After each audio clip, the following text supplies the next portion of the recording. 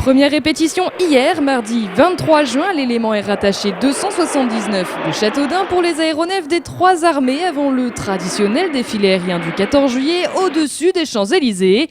Un exercice nécessitant rigueur, préparation et concentration. Les points, si vous ne les avez pas plotés déjà sur une carte, donc Lima 1, répétition générale qui va se faire en 2 temps, un premier passage avion, et puis ensuite le passage hélicoptère pour lequel on est concerné. Et on vient de faire, après le briefing général de ce matin qui nous a présenté les météos et les dernières modifications, notamment de timing, on vient de faire un briefing un petit peu plus précis sur notre dispositif et comment on va conduire ce passage. Avec différents rendez-vous. Le premier effectivement, comme on est quelques hélicoptères les uns derrière les autres. Nous allons rejoindre une attente qui est dans l'ouest de Châteaudun. Et puis à l'heure donnée, l'alignement de tout ce dispositif, on pourra passer à la seconde près sur la tribune. C'est une vraie opération aérienne, hein, vous l'avez vu, là on briefe comme si on briefait une opération. Il y a beaucoup d'aéronefs, donc oui effectivement ça ne s'improvise pas, ça demande d'être travaillé.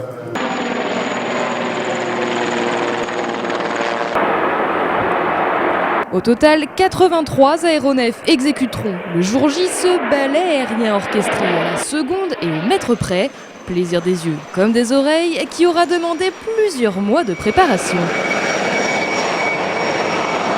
On commence à partir du mois de janvier.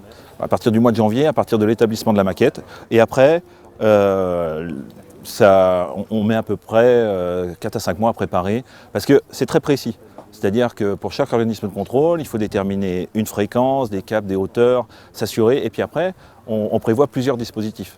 En fonction on peut avoir des aléas techniques, donc des centres de contrôle qui ferment, d'autres qui reprennent. Donc tout ça, ça demande un travail minutieux qui prend à peu près 4 à 5 mois.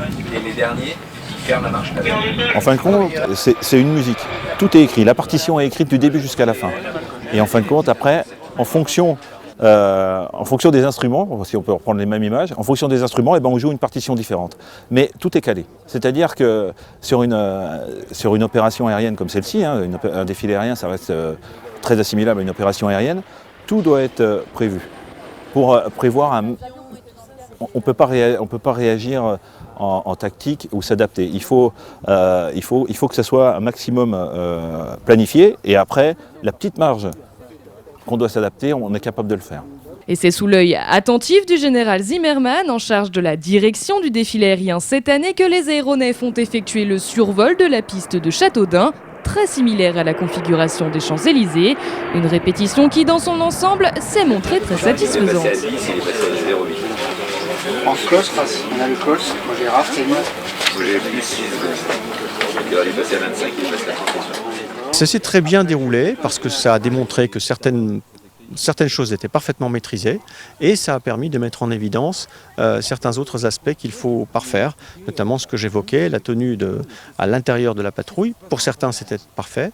Pour d'autres, il y a quelques précisions, un peu de précision à travailler. Et puis, le paramètre du vent de travers nous a permis de travailler cet aspect spécifique de la tenue d'axe. Quand il est significatif, effectivement, ce vent a tendance à vous entraîner et à vous faire sortir de l'axe idéal.